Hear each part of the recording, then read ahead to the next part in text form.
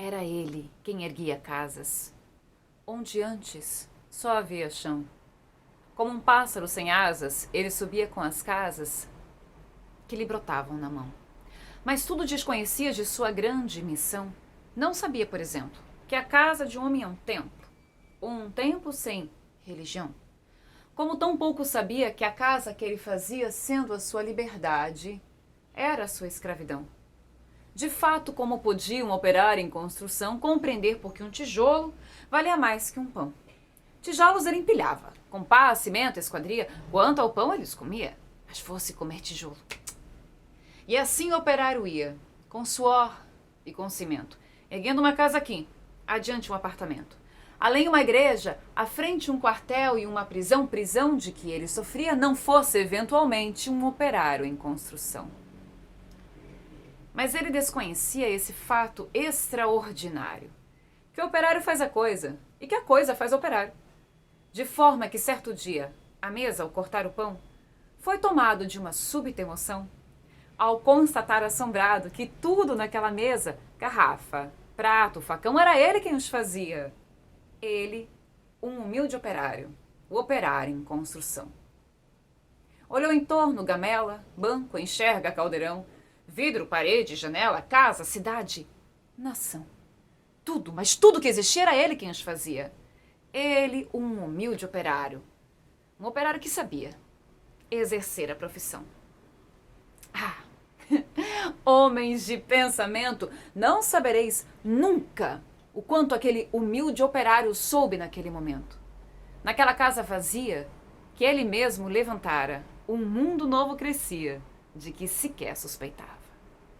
E o operário, emocionado, olhou para sua mão, para sua rude mão de operário em construção, e olhando bem para ela, teve num segundo a impressão de que não havia no mundo coisa que fosse mais bela. E foi dentro da compreensão desse instante solitário que tal a sua construção cresceu também o operário. Cresceu no alto, no profundo, no largo e no coração, e como tudo que cresce. Ele não cresceu em vão, pois além do que sabia exercer a profissão, o operário adquiriu uma nova dimensão. A dimensão da poesia. E o fato novo se viu, que a todos admirava. O que o operário dizia, outro operário escutava. E foi assim que o operário do edifício em construção, que sempre dizia assim, começou a dizer não. E aprendeu a notar as coisas a que não dava atenção. Notou que a sua marmita era o prato do patrão, que a sua cerveja preta era o uísque do patrão, que o seu macacão de Zuarte era o terno do patrão, que o casebre onde morava era a mansão do patrão, que os seus 2 pés andarilhos eram as rodas do patrão, que a dureza do seu dia era a noite do patrão, que a sua imensa fadiga era amiga do patrão. E o operário disse não.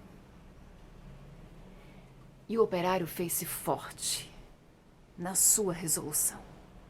E como era de se esperar, as bocas da delação começaram a dizer coisas aos ouvidos do patrão, mas o patrão não queria nenhuma preocupação. Convença-no do contrário, disse ele sobre o operário, e ao dizer isso sorria. Dia seguinte, o operário, ao sair da construção, viu-se de súbito cercado pelos homens da delação e sofreu por destinado sua primeira agressão.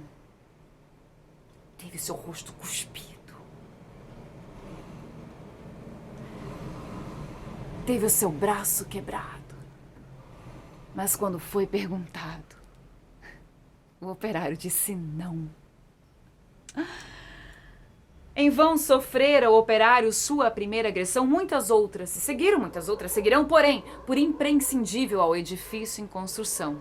O seu trabalho prosseguia e todo o seu sofrimento misturava-se ao cimento da construção que crescia.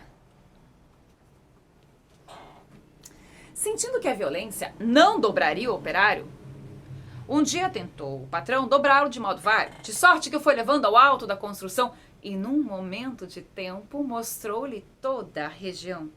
E apontando ao operário fez-lhe esta declaração: dar-te-ei todo esse poder e a sua satisfação, porque a mim me foi entregue e dou a quem bem quiser.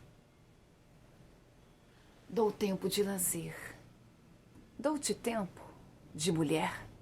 Portanto, tudo que vês será teu, se me adorares, e ainda mais se abandonares o que te faz dizer não. Disse e fitou o operário, que olhava e que refletia. Mas o que via o operário, o patrão nunca veria. O operário via casas e dentro das estruturas via coisas, produtos, objetos, manufaturas, via tudo o que fazia e o lucro do seu patrão. E em cada coisa que via, misteriosamente havia a marca de sua mão. E o operário disse: não. Loucura! Gritou o patrão. Não vês o que te dou eu? Mentira, disse o operário. Não podes dar-me o que já é meu. E um grande silêncio fez-se dentro do seu coração. Um silêncio de martírios, um silêncio de prisão, um silêncio povoado de pedidos de perdão.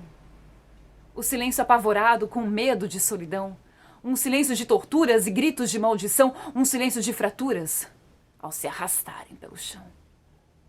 E o operário ouviu a voz de todos os seus irmãos. De seus irmãos que morreram por outros que viverão. Uma esperança sincera. Cresceu no seu coração e dentro da tarde mansa agigantou-se a razão de um homem pobre e esquecido. Razão, porém, que fizera em operário construído. O operário em construção.